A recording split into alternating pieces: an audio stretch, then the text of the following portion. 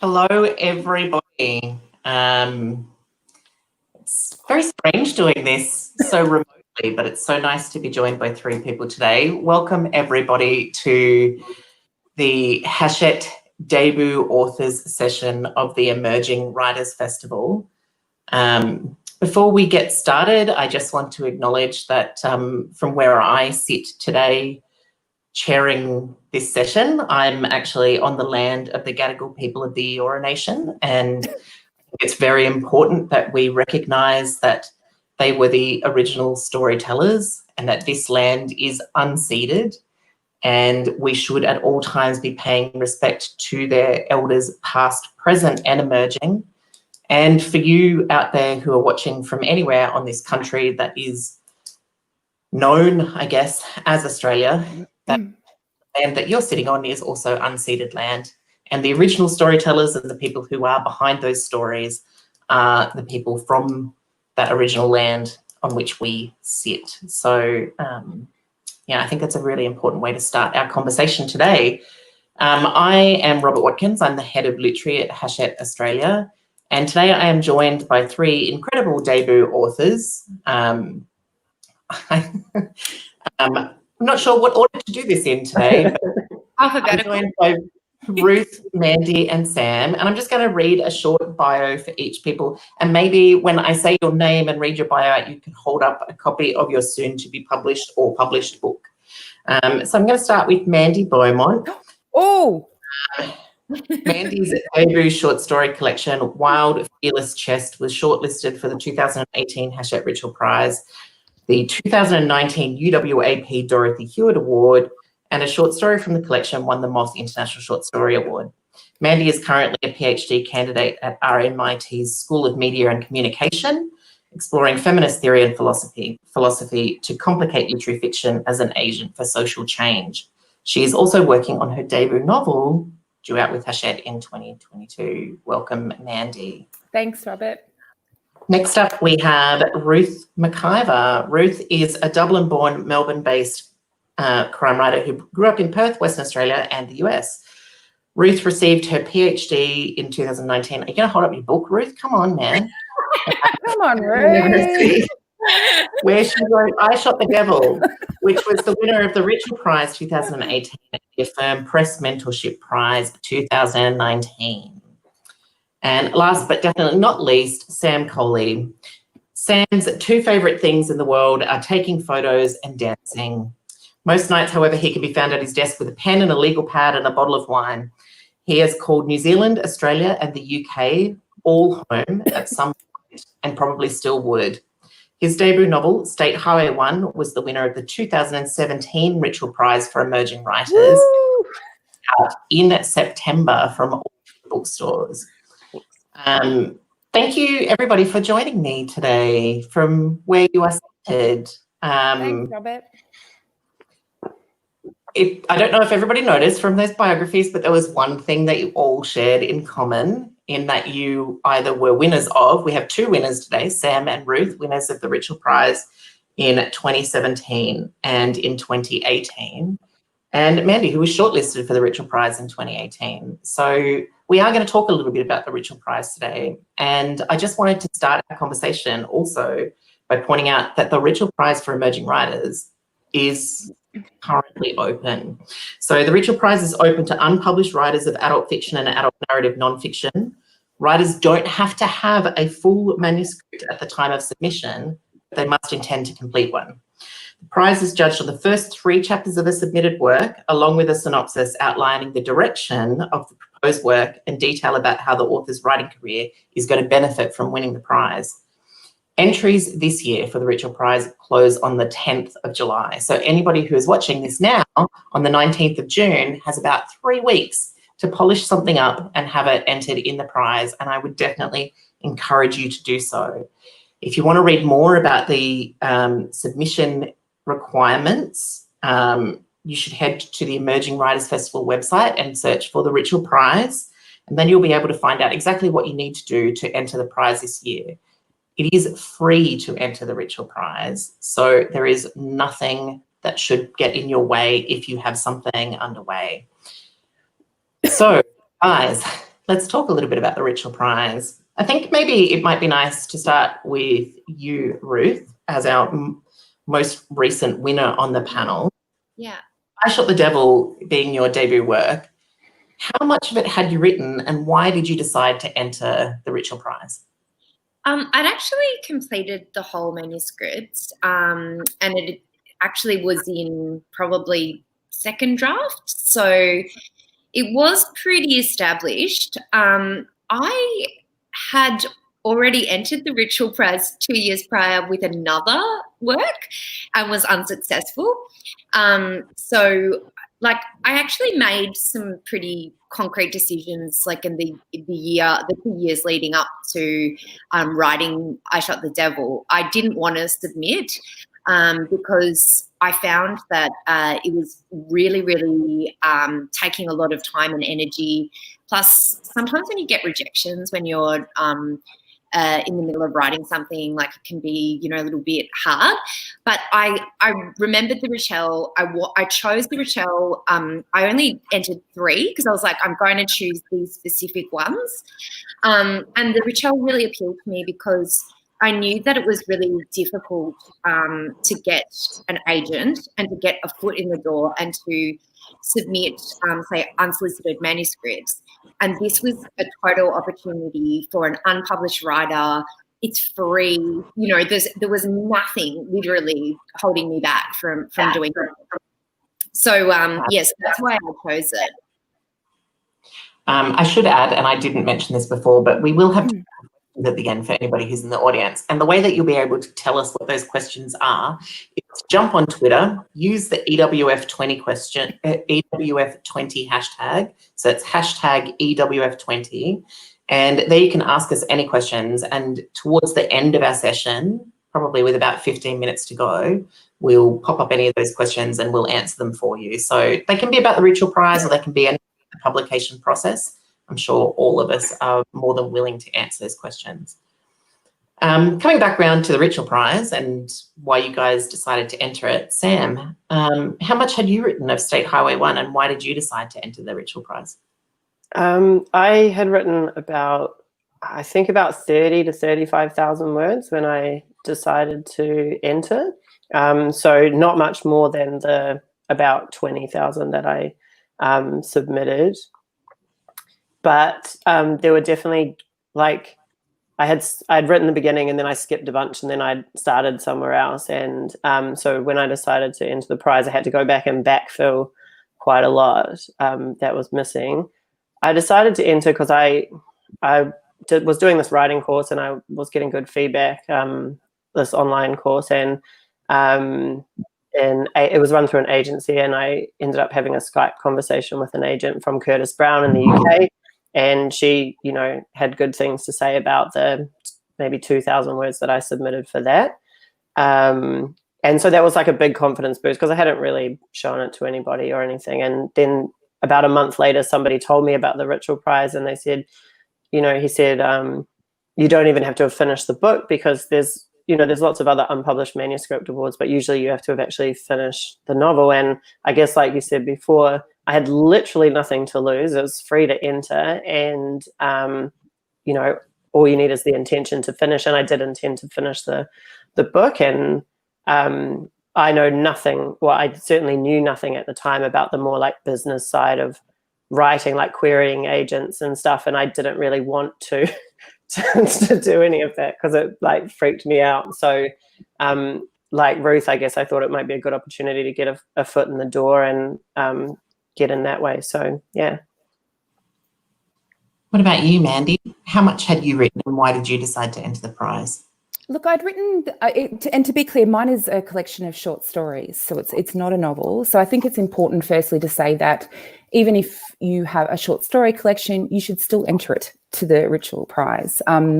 Short stories are always being published, and mine has just been published. So I had finished a first draft of it, and I had one a few awards from some of the short stories in it across Australia and overseas with the Moth Short Story Award too.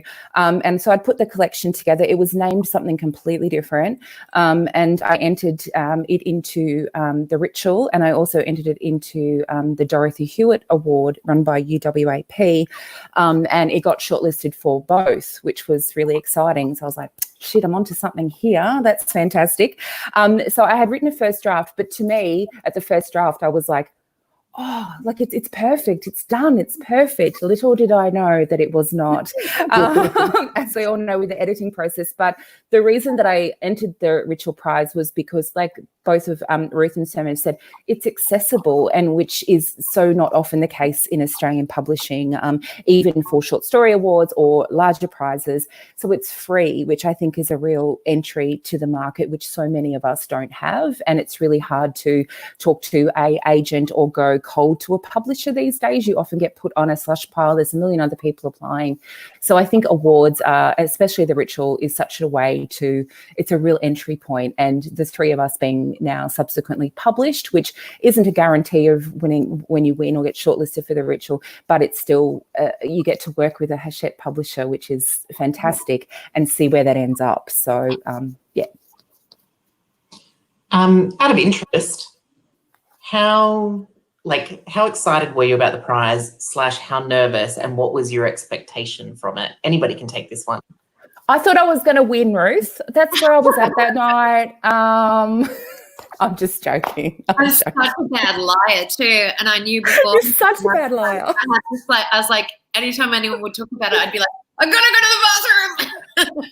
And just a background on that, there was 5 women shortlisted in our year, Ruth, the year that Ruth won, and I was shortlisted, and there was 5 of us. So I emailed everyone and said, let's go have a drink beforehand. Let's walk in like a bit of a coven. Let's be fabulous into the awards night.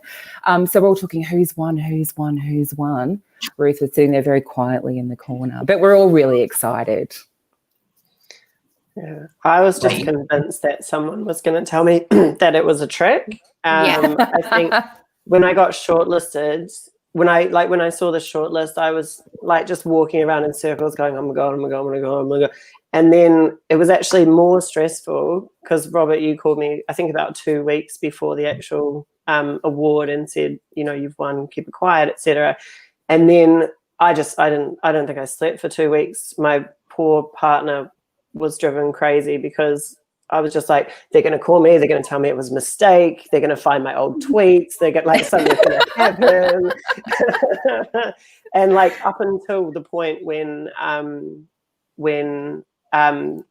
my God, somebody said my name and I've just blanked on it now. Sorry, I think it was Fiona. At the award. That was when I was like, okay, it's probably true now. Yeah. And I could take a deep breath at that point. Yeah. Can I just add to that on the night? Sorry, you go, Mandy.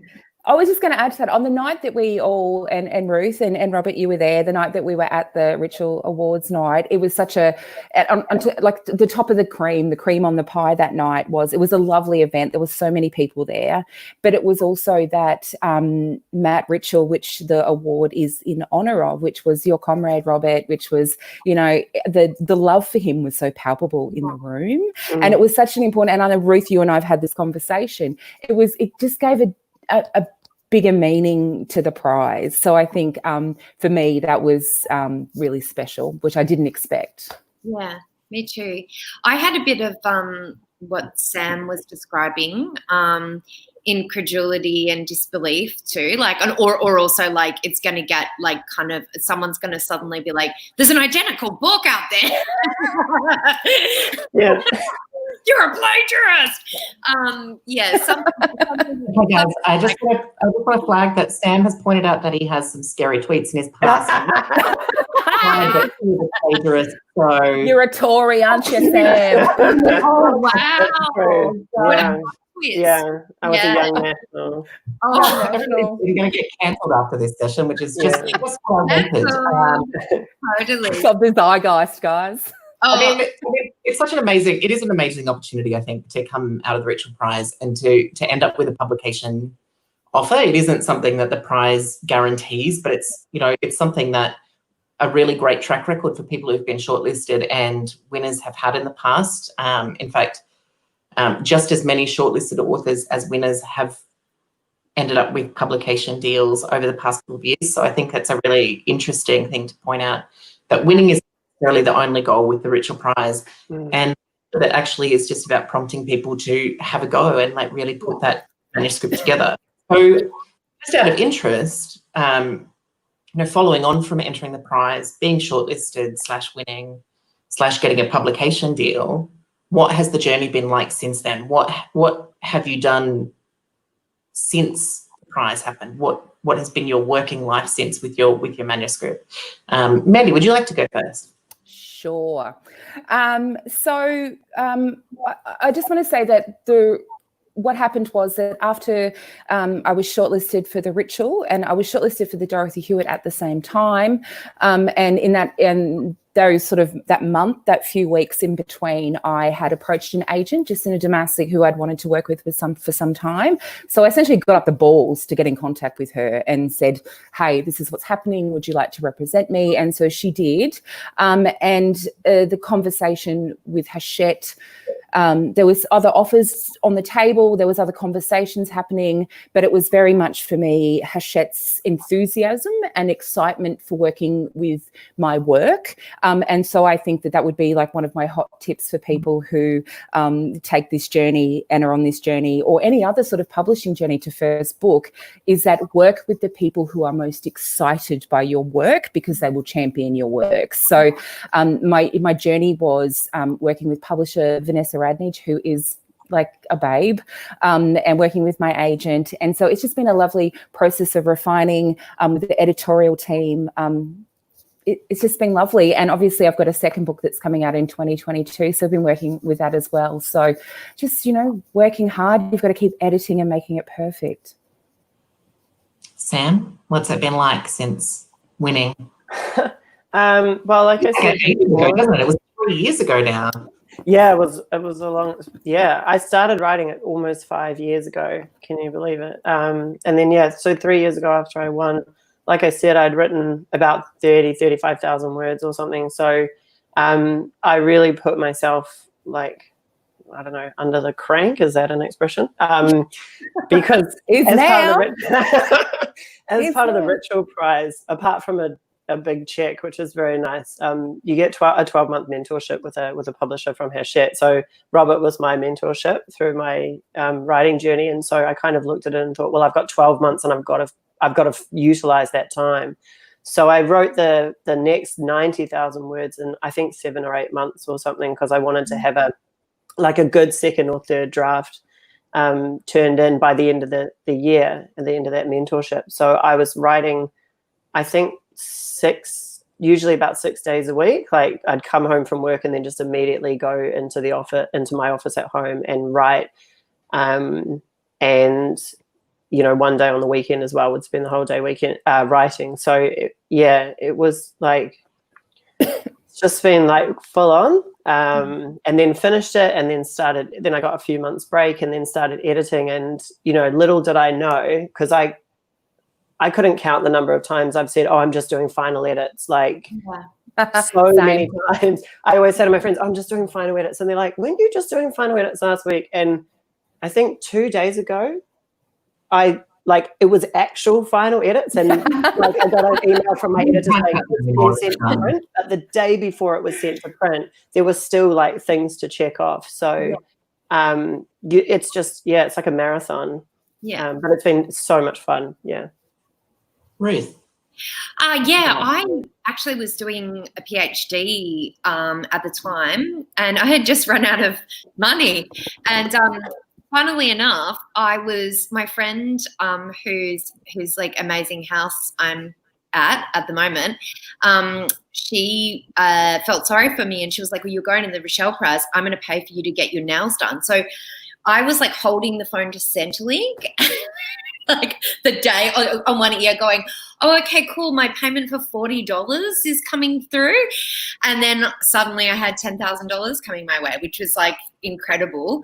And it enabled me to finish my PhD, which was incredible. So the book was actually part of my PhD. So I'd worked with an author, David Wish-Wilson. So we'd done about 3 drafts already, but then I had to rewrite it again for my thesis. Then I had to start structural edits with Vanessa and Imogen in the UK because I had 2 editors. Then there was copy edits. Then there were edits that seemed like they weren't going to be structural edits but turned out to be structural edits. So, yeah, it's been a long process, but it's been really interesting. Really interesting working with 2 editors too. I'd never had that experience. And I got some really, really great insights from Hachette, actually, you know, just great ideas about what to do with story too, and how to improve it. And that's the attitude I went in with. Like, there could have been a bit of fatigue because, you know, I'd just done the PhD and whatnot, but it was a really different experience, and I was actually really excited to learn and to work with these really experienced editors and just like really improve the manuscript and make it the best possible book. I just felt like that's what everyone's goal was. So yeah, I was really happy with that. You never know when you give your book to someone, you don't know whether or not they're going to be like, okay, that's great, but now we just need to change everything and, you know, like make it more commercial or whatnot. But I felt like my, creative vision was really respected, and that was super important to me. I'm going to take a wild stab in the dark and say that most people who are watching us tonight are people who aspire to be published, and probably writers in some form who are thinking about either entering the Richell Prize or what the publication journey might be like. And I think it would be interesting to kind of talk about some of the things that you wish you had known before you had entered the prize or before you started on that publication journey. So maybe we'll take that in 2 parts. What are the things that you wish you had known before you had submitted your manuscript to the prize? Like what are your tips to people who are thinking about entering the Richell Prize?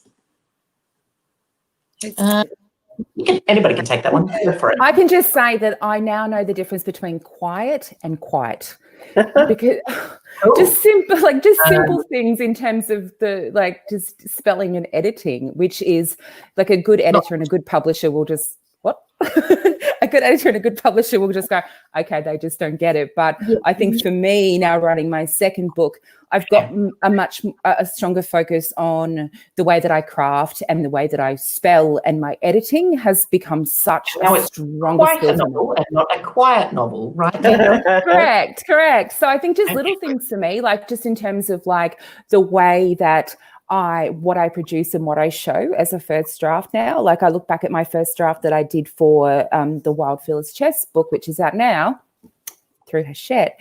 And I look now at the next book I'm writing, I'm like, oh, wow, I could have presented something so much better. So in terms of me, it built my craft. So I wish I'd known to actually do something better, if that makes any sense. What about you, Sam? I think definitely like before the prize, I was so hung up on things like spelling and getting things word perfect, and I was very like stressed about it, and I like comma there or no comma or no comma, and I'd sit there for 5 minutes chewing on my fingernails. And I think that kind of changed. Is that what you're saying? Sorry? Nothing's changed. Yeah, nothing's changed. But like now I have an editor to be like, should I put a comma in there? But I think, with the Richell Prize, it's really, I mean, I don't know, I'm not a judge, but it's like, it's a prize that is about potential. It's not about having something perfect and polished. And if I pulled out those 3 chapters that I submitted that will be printed off and stapled somewhere in this room and compared them to the 3 finished chapters of the book, they'll be similar, but very different. And I think I would probably just tell myself to relax a little bit and don't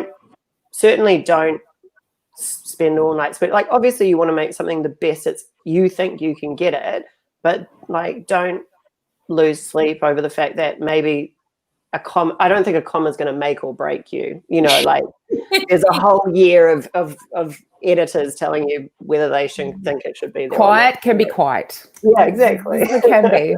It's fine. I feel I don't know if it can, but I feel like I'm a little bit your polar opposite, Sam. Like I'm actually, and I really am very grammatically challenged. I always have been. I'm not a good on the line editor. I'm good at structural editing, and I don't have a great eye. And so I always get someone to proofread for me before I send things in, because I get hysterical about it too. Like if I've made a mistake, I feel so stupid. And it's because I've worked in professional writing, and people have been really mean when I've made an error, you know. So I get that kind of sense of, so I had a friend look it over for me, because that's the kind of stuff that I'd crucify myself over. But one of the things that I think I probably wish is that, I mean, I don't want to sound like Gwyneth Paltrow, but like literally that was the happiest day of my life, winning the prize. Like I was overjoyed. I wasn't used to winning things because I'd lost so many competitions. Like I just, you know, I'd failed so much in my life. Wait, so is your hint for writers, don't be afraid of failure? Is that what you're saying? No, I think actually what I would like to say is more like don't like maybe visualize yourself as winning, and like when you win, don't be so embarrassed about it and be proud of it, and also to embrace every moment, because like just because of COVID and stuff like that, all of those events that we're starting to do were all cancelled, and those little events, you don't get to do them you get to do them once, and like you know, all of those things, they're all part of it. So just enjoy the process along the way. It's so exciting. It's such a privilege, and it's such a privilege to be published. It's like, it's something I wanted all my life, you know, so don't forget it along the way and just celebrate every moment of it, you know, and try not to let your anxiety consume you, you know. So putting aside entering the prize then, and thinking about what that journey is like after somebody offers you a publication deal and you get to actually start work on that manuscript to make it into a book. Yeah. What's the thing that you would love to share with an aspiring writer? The thing that you didn't know before the process started that you think is really interesting or fascinating, or the thing that you think someone should know? Can I seize that one? Because I think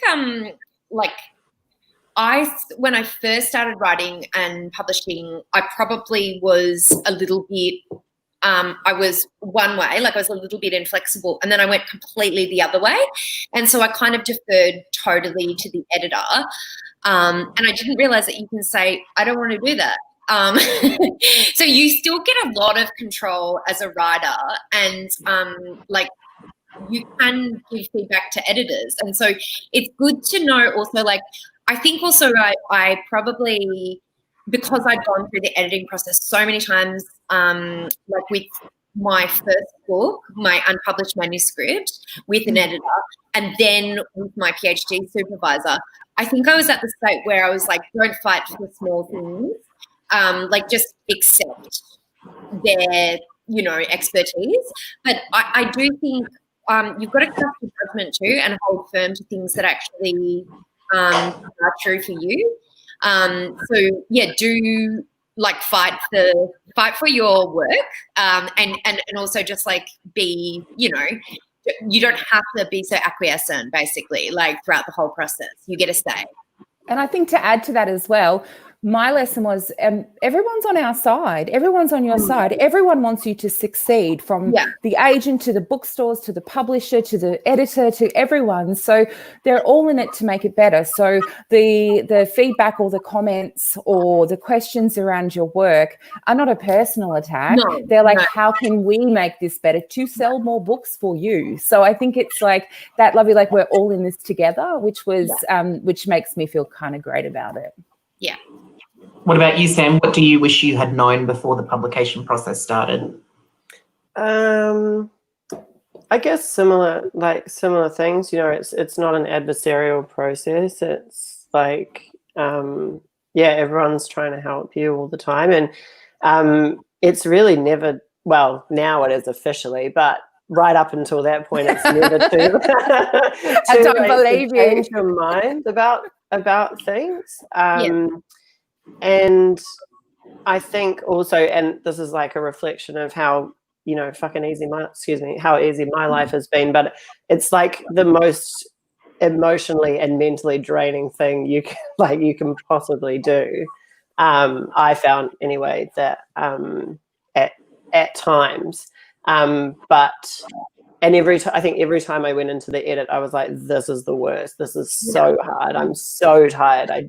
It's fine. Just push print and like get it out there. Just I'll staple a copy together and give it out in the street. And then every time I've come out of that process, I've looked back at the book and thought it is infinitely better than it was, 4 weeks ago when I started this. So when you're looking at, like, if I was to go back to that first draft, all 128,000 words of it, when I thought this is perfect, just copy print, and then a year later looking at this actual thing, and not even this, because changes have been made since then. I think, Robert, you said, but you just abandon it at some point. You just have to throw your hands up in the air and say, I'm done. There's a really great quote that probably no one wants to hear, which is that great novels are never finished; they're just abandoned. The editorial process. Yeah. Hopefully, you all feel like it was a great collaborative journey, even if it is. 100%. Yeah. And I think that's it. I think it's a long journey, but it's a collaborative, and everyone, it's like the book is out there and it's got my name on it. But it's got, my editor was Sophie, my publisher was Vanessa. There's a marketing team. And that's the beauty of the Richell, because in being shortlisted and, we've got now a whole team to back us, which is such a lovely and good thing to have. And it's, again, like you said, Ruth, it's such a privilege to have that, because we've been wanting this for so long, right? Like, we've been pushing our zines out there and our bloody, our short stories and our competitions, but actually getting a major publisher to go, you're okay, is pretty fantastic. So I feel very blessed as well. And having an editorial team that is so passionate, like I get from Vanessa at 8:30 going, now with Ricky Hell, I'm just thinking, and I'd be like, I love that this is on your mind. Like, you care, they care. So much.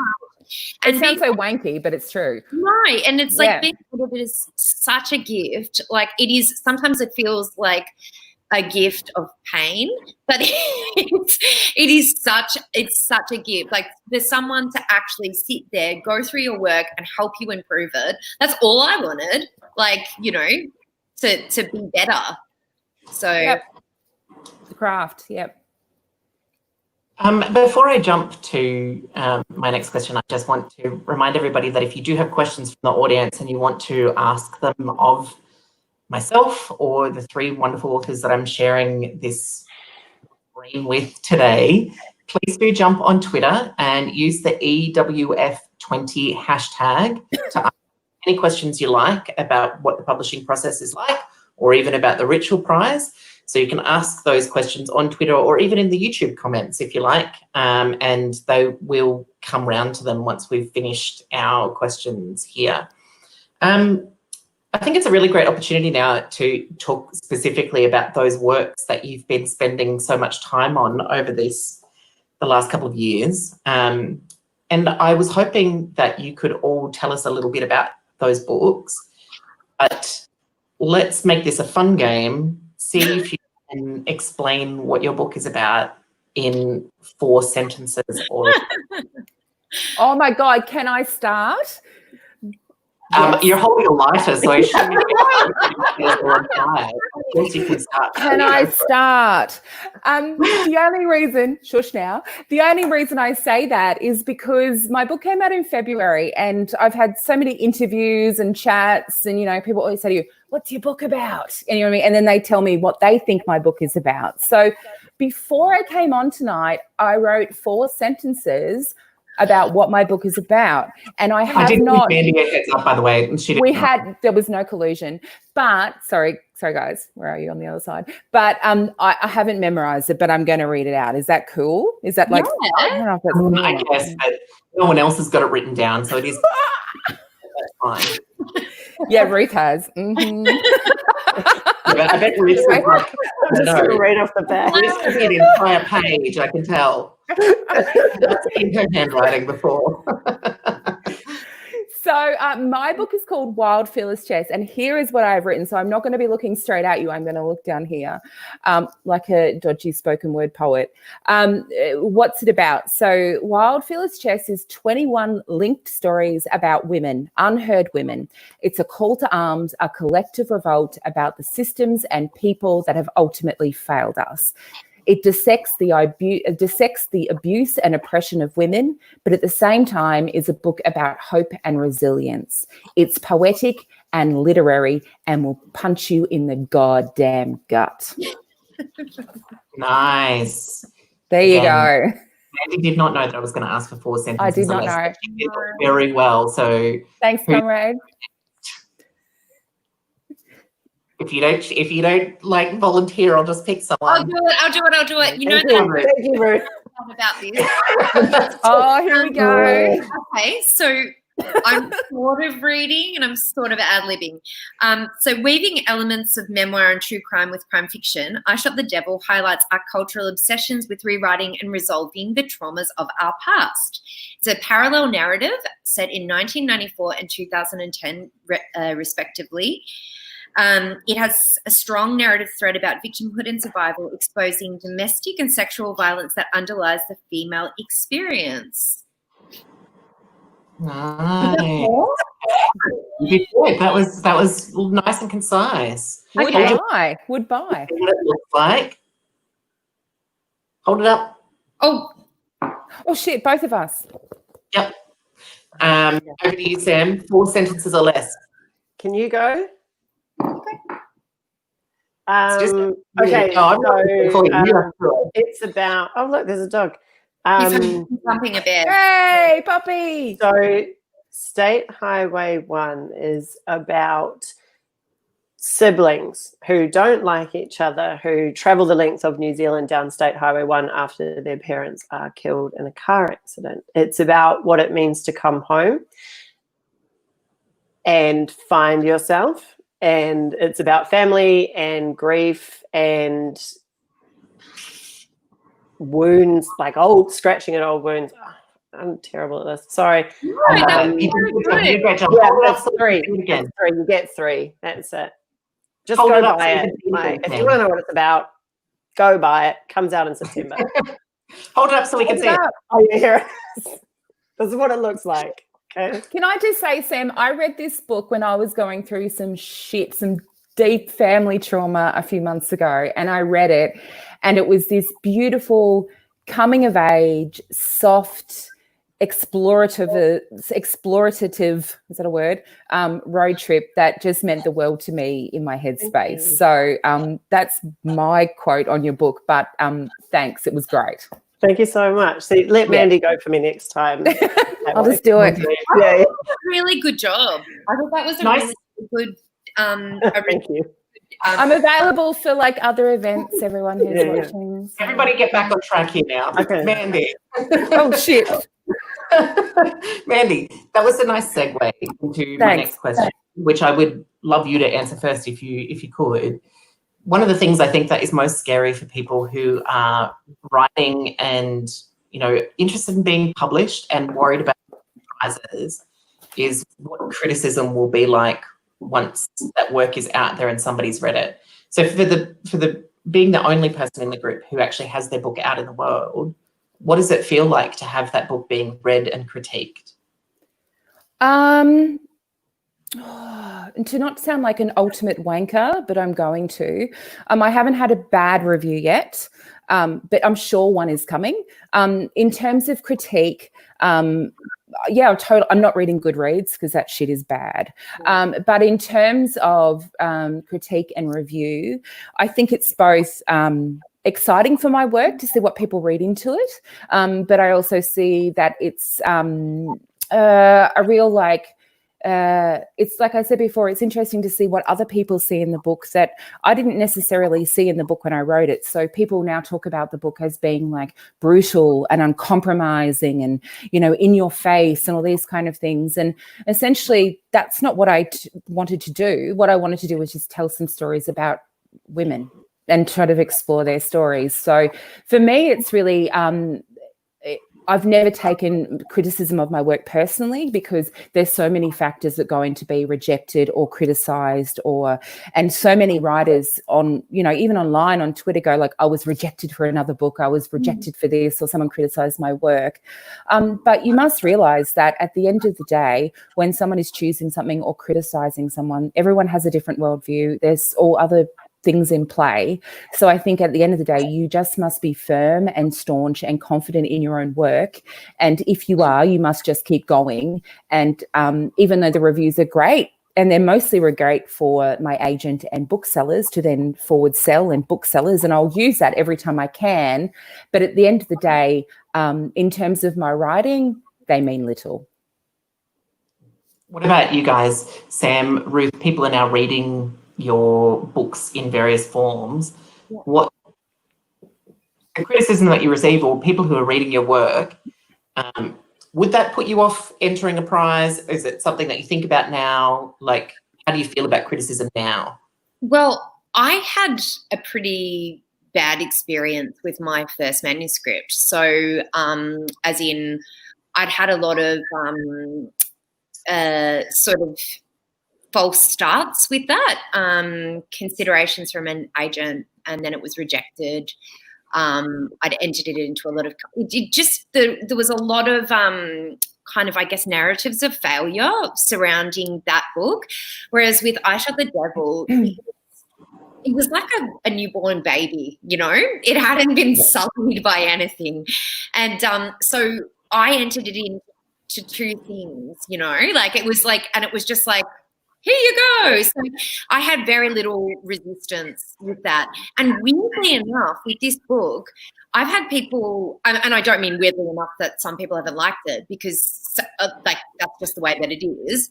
But when they haven't liked it, I've been like, oh yeah, well, that's cool. Like, it's not for everyone, it's a cup of tea kind of thing. I don't take it personally at all. I really see the book as a separate object to myself, whereas my first novel, it's a lot more tied to my ego. And I think that's really hard to sort of to separate. So so this book, green lights all the way. And, I think it just sort of like, I'm writing my kind of essentially third manuscript now. And I've been having a lot of insecurity about it. And then I was like, oh, you actually felt this before, but you just can't remember. You just like, it's you almost have to kind of remind yourself of what you felt like when you first started the manuscript, because it wasn't green lights all the way. It was still fumbling around and getting stuck at certain points and, whatnot. Sam, how do you feel about people reading your work now?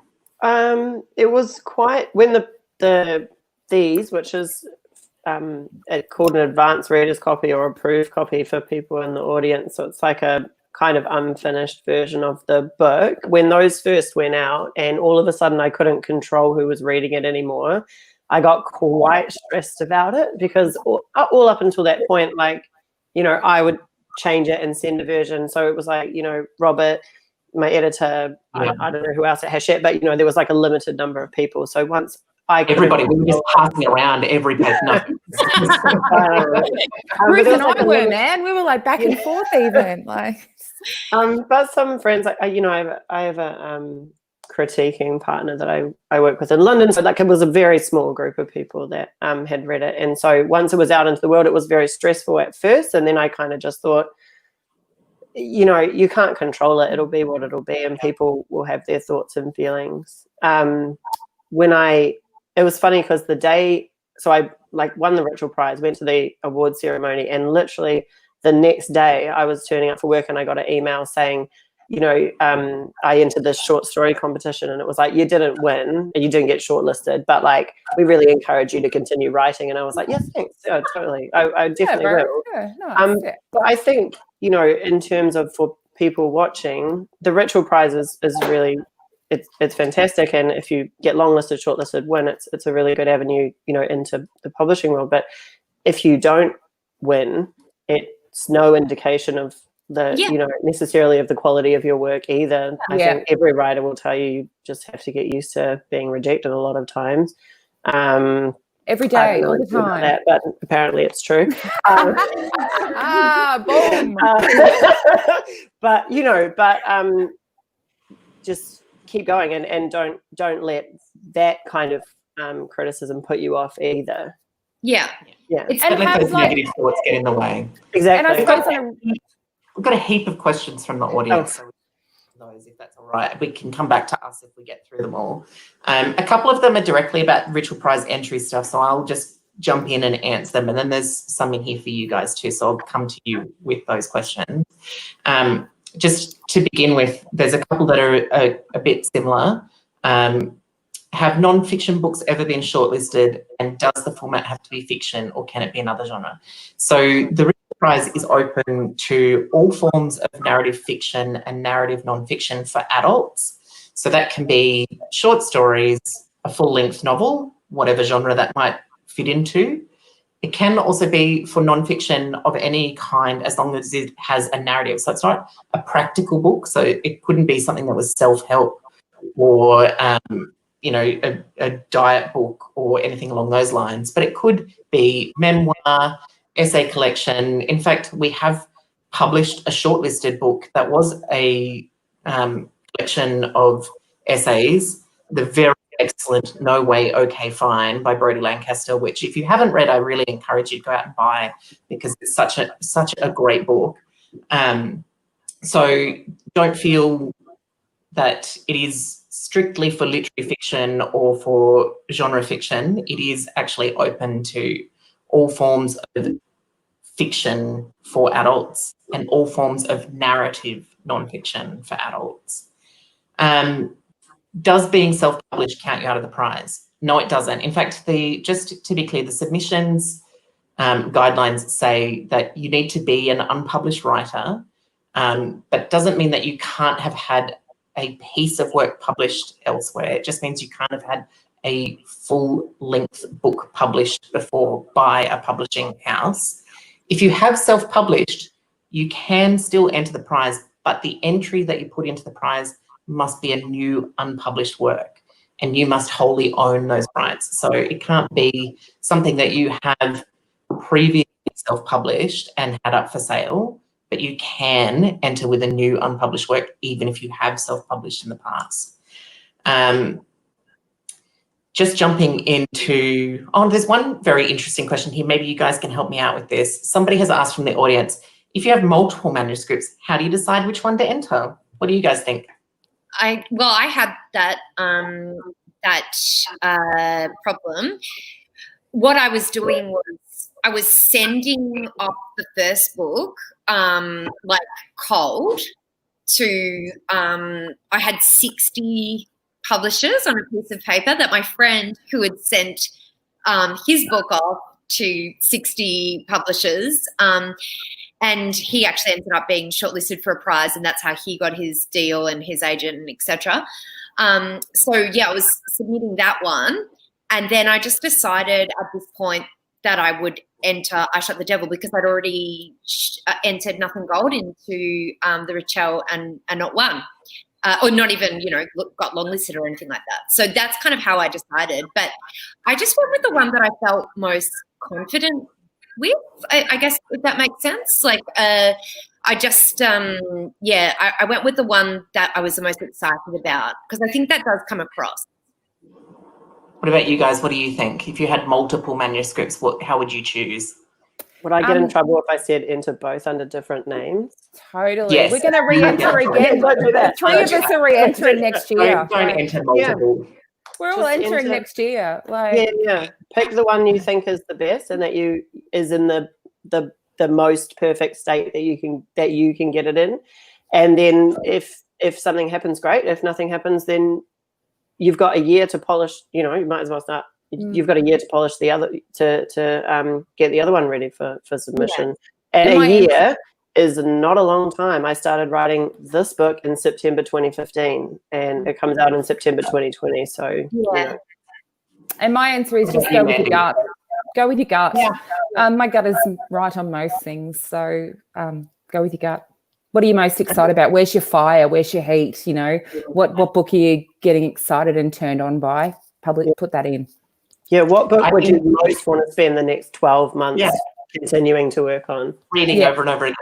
Yeah. I agree with all of you. I think that if you do have lots to choose from and you're not sure which of those is the best one to enter the prize with, then definitely go with the work that you feel most passionately about, because usually that's a sign that that's the one that you really do want to develop and you want to keep working on. You know, I often think that the most important thing about writing is writing something that you actually feel the drive to write and that you're the right person to write. If you're writing specifically for an audience, it's very unlikely that that work is going to be really exciting or that you're going to feel particularly passionate about it on the other side. So definitely go with the one that you feel the best about, and definitely go with the one that you've put probably the most work into, because there are going to be people reading it on the other side and you want it to have the best chance of success. So definitely go with your gut on that. A couple of questions for you guys from the audience. Sam, Mandy, Ruth, did you have to overcome perfectionism when submitting your initial manuscript chapters to the Richell Prize, and how did you overcome that perfectionism? Sam, I know that this is one of your favourite subjects, so let's start with you. Did I have to overcome perfectionism? Only in the sense that there is a deadline, and I just worked the hardest I could in the most available hours of the day, and then about half an hour before the closing, I submitted what I had. So, and then, so did I overcome it?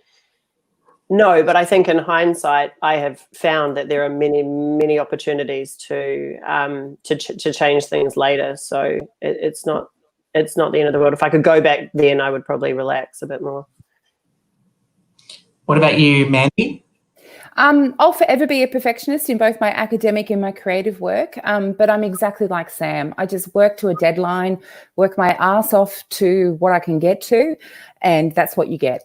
So that's where my perfectionism stops. When there's a deadline, I work really hard. Sometimes I'll work 12 hours a day if I need to, every day, to get it done because I want to get it done. But for me, that deadline is how I end that game in terms of my perfectionism. Ruth? Well, I'm absolutely not a perfectionist. I'm the complete opposite.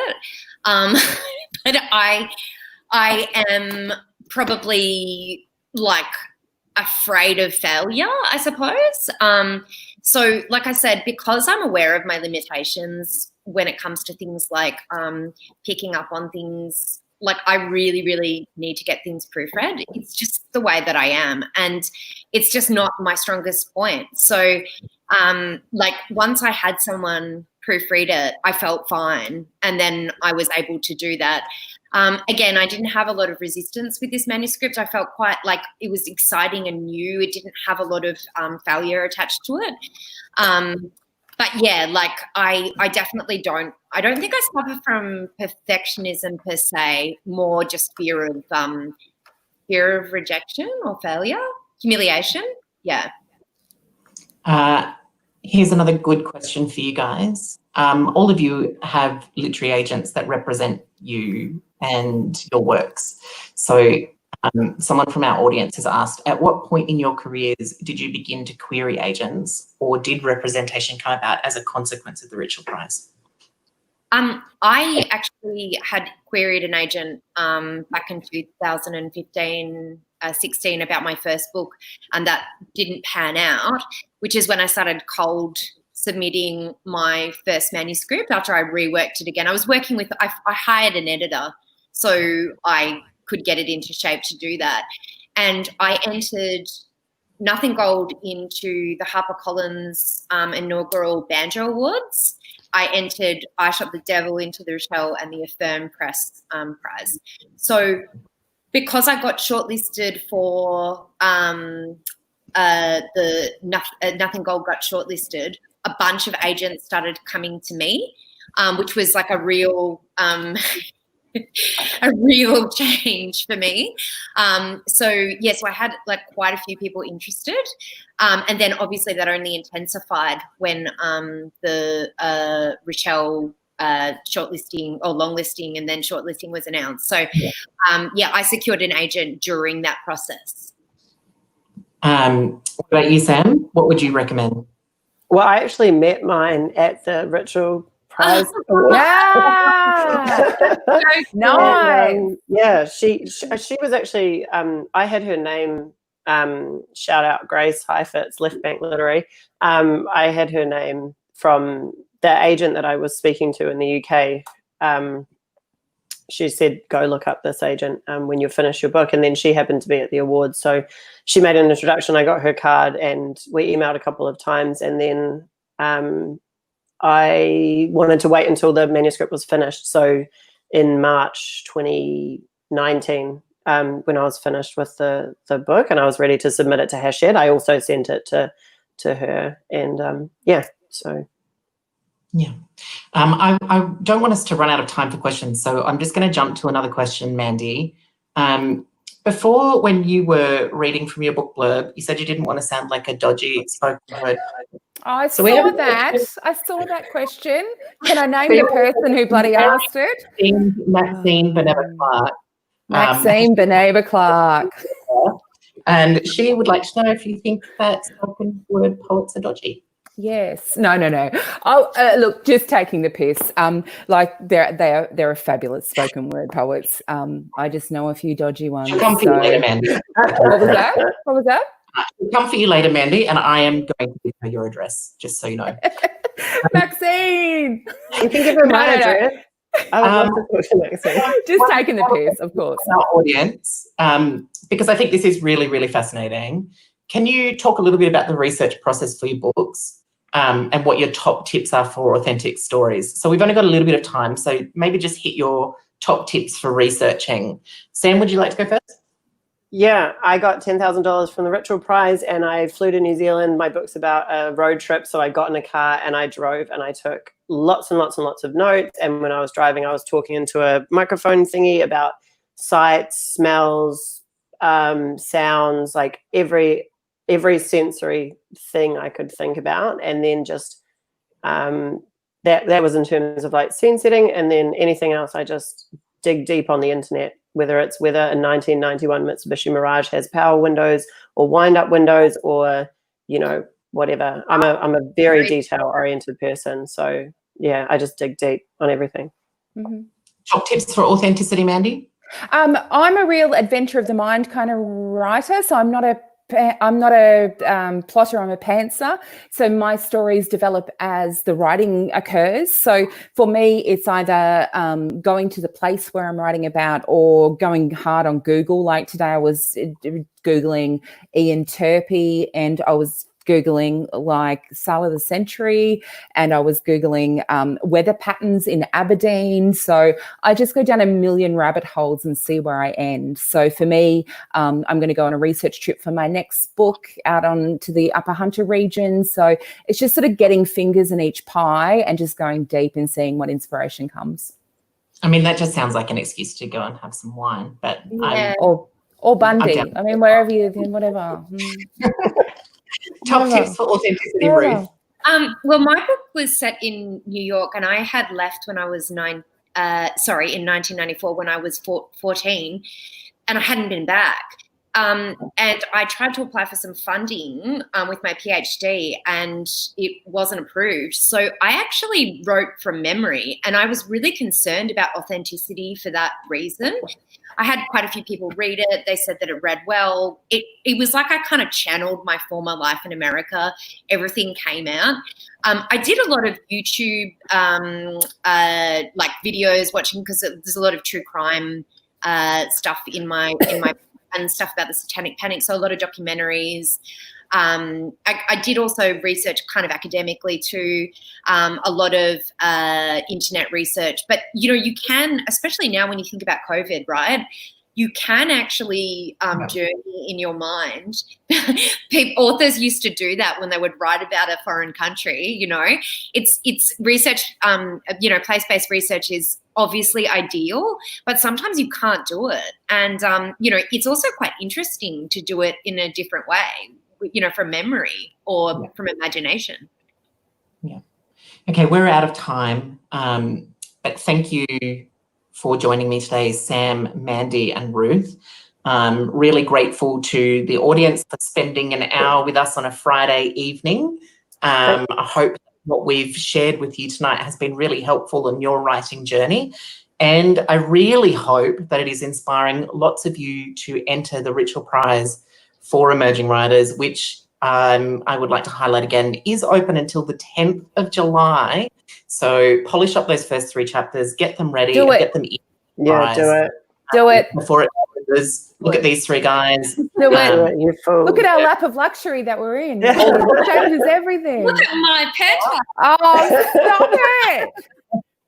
And also, I really want to thank the Emerging Writers Festival for providing us with this platform to talk about the Richell Prize tonight. They play such a crucial role in the curating and the judging of the prize and helping us administer it every year. So it's really great to be here again talking about the prize at the Emerging Writers Festival online. There's lots more Emerging Writers Festival over the next coming days, so please have a look at what there is to come up, and I hope you get to enjoy as much of it as possible. So thanks again, everybody, and have a lovely evening. Thank you. Bye. Bye. Thank you.